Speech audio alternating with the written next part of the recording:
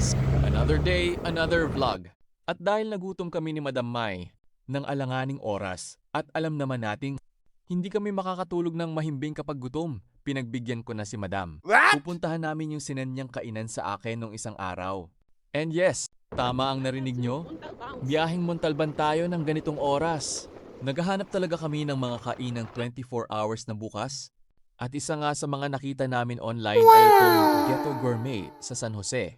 Montalban, malapit lang siya sa palengke ng bayan. Kaya mabilis lang hanapin basta tama ang ipin nyo sa Waze.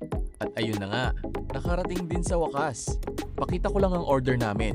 Sa akin itong salted egg at kay Madam naman ay spicy soy teriyaki.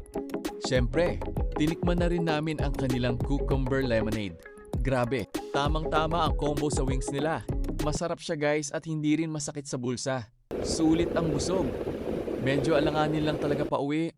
Kasi dadaan pa kami sa sikat na Montal Bounce. Bounce din ang mga busog naming tiyan pag uwi eh. Ayun muna, pakita ko lang rin mga kaganapan sa nangyari sa road trip at food trip